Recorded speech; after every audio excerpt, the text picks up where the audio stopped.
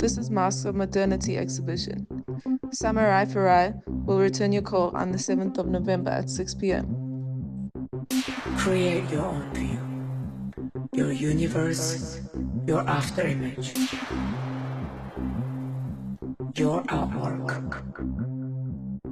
Create an image of what you are sitting on, standing on, walking on, right now, and all the time.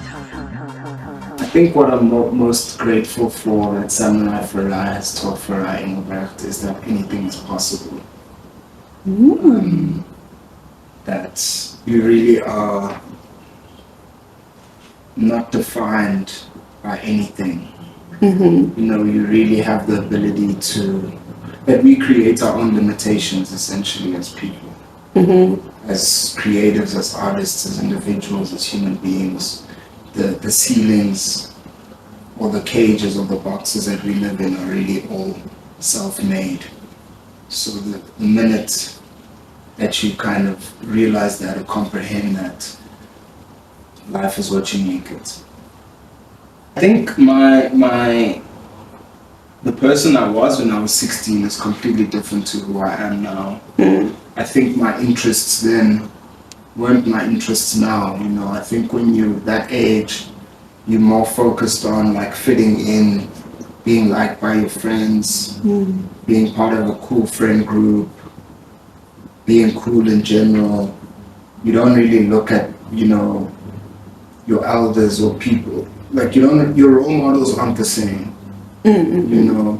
But I guess that's why I do what I do and I am who I am, because I'm trying to almost find myself in a position where 16-year-old versions of myself can look to me as a role model, you know, because I'm relatable.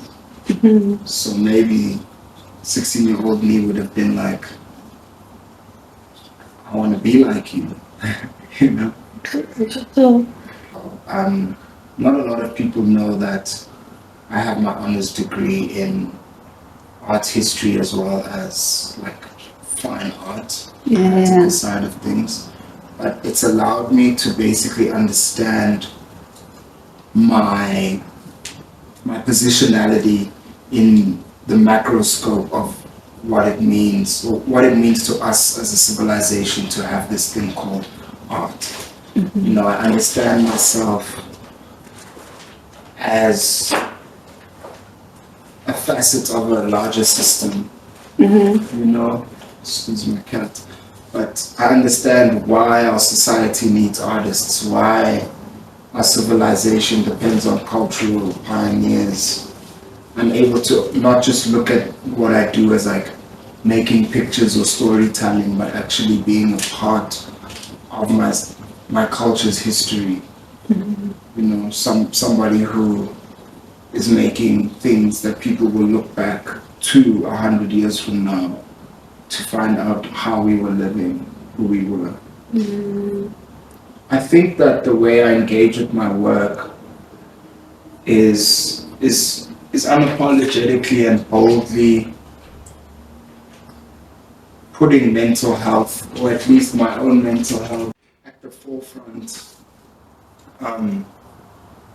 which makes it something that you can't run away from. Makes it something that you can't hide from.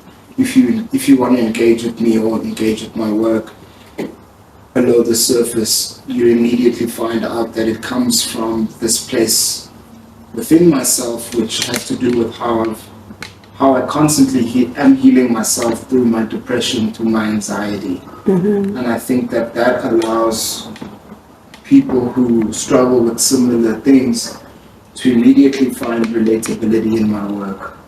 And for concepts such as mental health to then take themselves to be seen as pillars of inspiration as well. You know, like we're not just like looking at landscapes or looking at the human figure, we're actually looking inwards to ourselves, how we function, the human condition for inspiring us to create what we create. I would say that the mental health side of things almost plays, it's like the canvas of a painting, but not necessarily the color or the form or the shape. You know what I mean? So it allows allows me to use like my perspective or perception of my human condition as a trampoline to now tell stories that essentially have affected me my entire life. You know, so the new body of work and the exhibition being titled Masks of Modernity, a series of work that I started doing last year called the Lobola series. All of these things looked at my identity as a half Zimbabwean, half Afrikaans individual. But that was all done from the backboard or the springboard of my mental health, and how being this dual or hybridized citizen in this country has affected me all my life. How has it affected my mental? How do I come to terms with the fact that I'm Shona but can't speak Shona, that I'm too dark to be accepted in the colored community even though Afrikaans is my first language, that people that have the same shade of skin tone that me don't understand why my surname is Dutch. You know, so I kind of use how those things make me feel to then comment on them, to try and depict my version or my way or my processes of dealing with them, navigating these things. And then I think that's how I weave who I am into the story. It's incredibly important for me to have a multifaceted art practice, because also being an art historian, I understand that my career or the products that I make are not accessible to everyone. You know, so for instance, the gallery space isn't an all accessible, universal accessible space. Not everybody feels comfortable walking into the gallery space. Not everybody feels comfortable standing in front of a painting that's 200,000 Rand and being asked what they think about it. So the way I try to bring people into my world is by having like a very democratized sense of practicing art. So what that means is it's all fine to have a really expensive painting that only a select few people can get, but it's also just as important to have work that is accessible to people who are from the lower and middle class. Yes. For instance, a t-shirt with my artwork on it. It's just as important for me to put that work out than it is for me to make a stone sculpture that is an exorbitant amount of money, because I care about each audience member so much that I always want somebody to have a piece of my world with them, no matter if it costs 250,000 Rand or no matter if it costs 150 Rand. You know, I think I'm more obsessed with involving people in my world, in my reality, than just like being the snobby artist who makes things that only like 5% of the country can engage with. I think, you know, first and foremost, hip-hop music is something that it's like the youngest form of, it's the youngest art genre to date. It's a genre, the youngest music genre to date, excuse me. It's a genre of music that when it came out wasn't understood by the world. It was seen as lower class and was rebelled against and had all these negative connotations surrounding it, like drugs and violence. But it's essentially something that, for us as people of color, it's like a part of our culture. It's a part of our history. But I think even in saying that, there's so many beautiful other genres like punk, rock and roll that also I feel so like this intense relatability to, which is just similar with hip hop. It's this, the essence of just going against the grain. You know, not being not allowing yourself to be told how to do something, how to live, how to talk, how to dress, how to be, how to love, how to think. And that's what hip hop has always symbolized to me. Music is something that I have to listen to every single day. Yeah. You know, from the moment I wake up, I start my day listening to music. Like while I'm in bed, I have to play a song because that sets the tone for my day. Yeah. Body and being athletic has been like the best medicine anybody could ever have prescribed for me. You know, in a couple of days I'll be celebrating being sober for 2 years, and it's an amazing accomplishment. But more than that, it's given me so much more time to go deeper into the relationship with myself and who I am. And with a lot of that time now, I'm also able to be more physical. And I think the key components of what that gives me is respect of my body, a sense of discipline, a sense of routine, a sense of being grounded. And as somebody who lives in their head a lot of the time, I get to when I get to use my body, I get to almost like center myself, you know.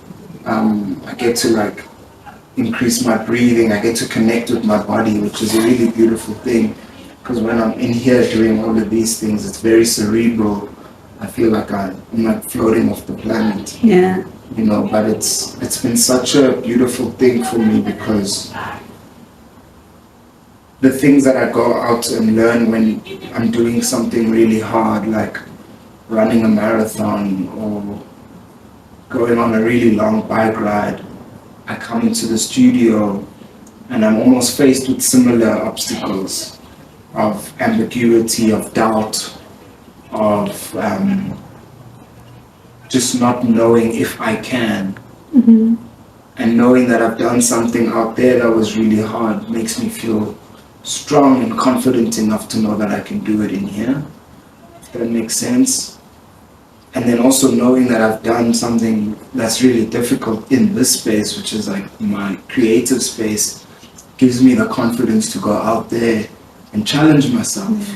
You know, like I didn't study painting, I wasn't taught painting, I wasn't taught ceramics, I didn't study ceramics or sculpture, but I'm going out there and doing these things because I feel attracted to it, I feel the need to do it, and I want to do it. So nobody's stopping me other than me, so I go out there and do it, you know. So all of they like feed into each other. I feel like I've become a better creative because I've allowed myself to develop a stronger relationship with my body. The new work really looks at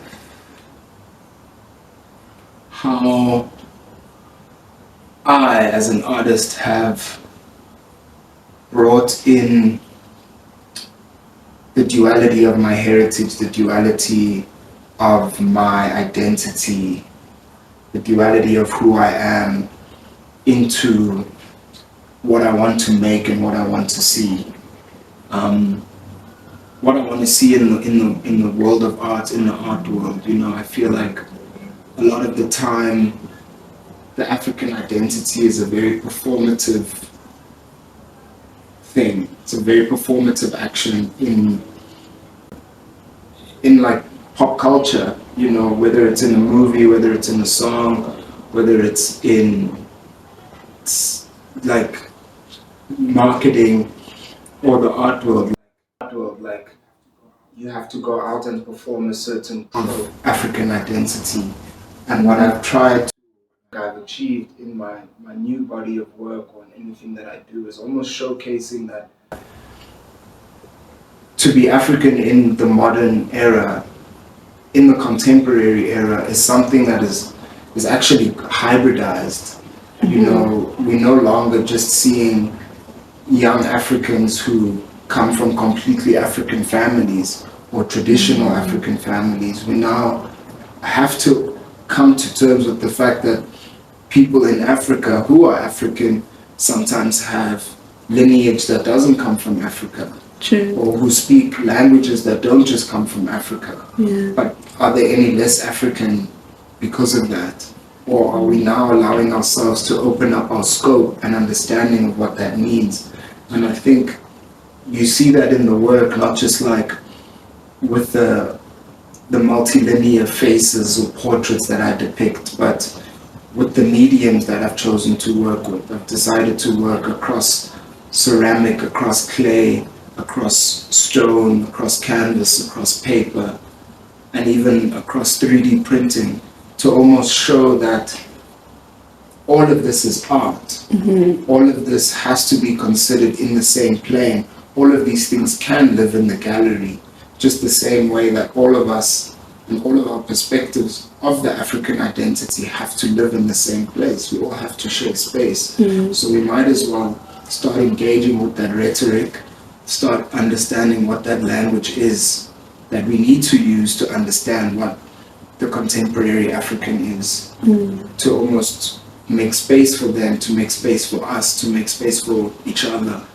So a lot of the work uses, so I've blended it into my very cubist, portraits, colorful, bold aesthetic. You know, there's a sense of George Condo, Basquiat, Picasso, but there's also a sense of Great Zimbabwe. You know, there's a very traditional sense or energy and aura to the work. So it's paying homage to the past while understanding the present in order to go into the future. It's been a humbling experience. You know, I've gone out into the world, found somebody who's better than me at something, which is ceramics, and essentially been mentored in that with them. And it's been like, I think we started the ceramics like 7 months ago. So it essentially felt like the whole year of learning how to do this thing, using different paints, learning how to glaze something, learning about kilns, oven temperatures. It's all, but then also understanding that these are practices that were done by my ancestors, you know, without contemporary technology and the things we have. So even the process of making the show has been a way of me reconnecting with my ancestors and paying homage to all that they did and went through, and the culture that they essentially left behind, and the space that they left for me to fill. So it's been one of the most beautiful and personal experiences making this new body. Yes, there was an awakening and an enlightenment that I felt like I was going through and am going through, that went hand in hand with understanding that everything that I was making was actually like an ancestral gift, you know. So it was something that I understood, like this talent is something that was given to me. Therefore, the things that I'm creating is actually like these gifts that I give back. And once I started looking at my work through this lens of actually what am I depicting? Yes, there's this layer of mental health. Yes, there's this strong layer of like creative pioneerism, but there's also this layer of like, this thing is coming from a different place, you know. So these figures actually, a lot of the time, I spend a lot of time with my work. My work's all over my home, it's all over in the studio, and by the time I'm completed with the painting, it actually feels like a family member. It actually feels like somebody that I now care for, somebody that cares for me. And there was this, in that awakening, there was this newfound respect for what I created, you know, and I would go as far as to say a newfound love for the things that I create. So I feel like I create these things because they come into my life, they make me feel safe, but they are also, yeah, I guess, almost like ornaments of a time before it sometimes is like a bit hard to explain, but I almost feel like I'm drawing or painting people who I used to know. True. But the work that was more made through aggression was a lot of the work that I made before I was sober. Because I think internally, I think that what we create is essentially a reflection of our inner bodies and our inner workings. Yes, sir. So internally, I was very just angry with myself, angry with life, angry with the way things were going. So as a result, anger was a tool that I used to express, but it's no longer a tool that I use to express. You know, it's, for me, it's more things like compassion, things like honesty, things like respect, and yes, there's still an erratic energy that exists in all of those things, but I think I'm not making from a point or perspective of fear. You know, I'm making like from a perspective of like love, which is just as an amazing energy as aggression. It is sporadic, it's spontaneous, you never know what it's going to look like, it's unexpected. Yeah. So there is almost like a symphonic musical like tone or process behind what I make. But yeah, I'm not angry. I'm making work that is bold, that is brave, and I think you get those sentiments from the work when you engage with it.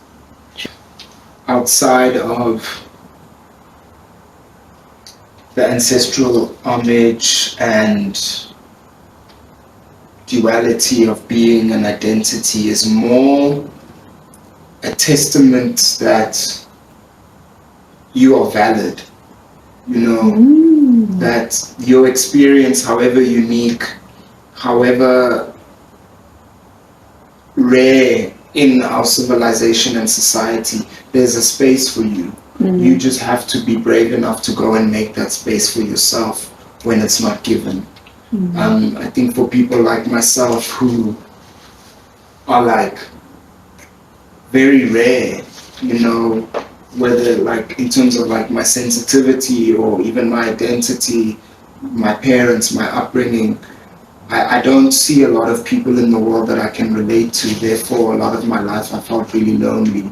I felt that there isn't a community for me, or that I don't belong anywhere. But that's why I even went as far as to change my name to Samurai Farai, and essentially create a world of my own that now people want to come and be involved in, instead of me trying to go out and be a part of a world that I never saw myself in.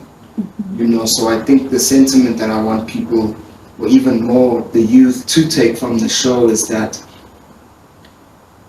if you feel like you are alone, most of the time it's because you are, but it doesn't mean you have to remain lonely. And that somebody like myself has used his creativity to essentially connect with hundreds, with millions of people, just by being brave enough to be proud of my authenticity, to be proud of the fact that I'm like a 1 in a million case, you know, and that is actually my superpower. It actually isn't my weakness. And how those concepts then relate to the broader narrative of Afrocentrism, the African identity in the modern era, in modernity, is even more profound in a social and academic space, because it goes to show like how quickly things are changing. And you know, we can't really look at textbooks that were even written 30 or 40 years ago and apply them today, because there's so many new things, whether it's cultural, political, economical, social, that we're going through, that we only really know what they are right now. You know, it's not, I can't look at a textbook to tell me the life that I'm going through right now. I actually have to look at the people around me, my society, my community, the world as it is each now. what I'm most proud of about my journey is how many people I've been able to inspire. Yeah, how many people I've been able to connect with, whether it's through the internet or physically, or the strangers that I've turned into friends, or the collectors that I've turned into friends, the people I've been able to connect through my passions, and the things that I've been able to accomplish all through this thing that I thought I was going to grow out of, which was just drawing and doodling shit that I loved. Yeah. You know, I've essentially been able to create a whole career, and now somebody that a kid looks up to. Yeah. You know, that for me is like nothing short of magical. Yeah. So I'm really proud of that. I don't really live my life with regrets. I think because I'm such a spiritual person, and I believe that everything is destiny. You know, whether it's down to missing your flight, or losing a phone, or losing somebody who was your best friend for years, or maybe no longer being friends with them. I look at everything being part and parcel of my destiny and the reason why I'm here. I feel like I have to go through all the bad and all the good. And I've had a lot of bad in my life, but once I got into the perspective that bad always teaches me a lesson that I need to know in order to evolve and grow, there's nothing really bad that happens. You know, everything is meant to be. It's always just about your perspective on that thing, you know. So like I said, that's why I have the ability to not live life with regrets, because I look at everything that happens to me as being there for a reason, and I'm truly just grateful for it. For those who don't know, the debut exhibition of Samurai Farai is going to be held in Joburg, South Africa, Origin Art, 7th of November 2024. I know that I want to be remembered as somebody who was brave, you know, who was different, who was always a bit of like an outcast on the peripheries, but who had the ability to inspire millions of people. You know, I think I want to be remembered as an individual, a creative, an artist, a human being that did everything passionately and ferociously.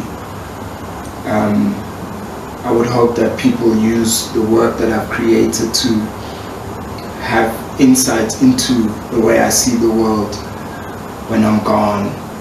And I hope that the inspiration that comes from what I leave results in that effect, that those people then leave things that the civilizations after can look back and see and look into. You know, I feel like the best way to understand an artist is to almost try to paint like them.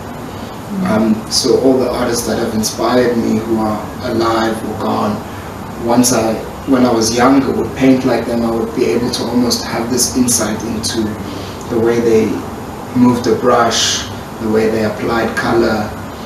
And when you almost look into a painting in that way, you get to have a relationship with that person without them being there.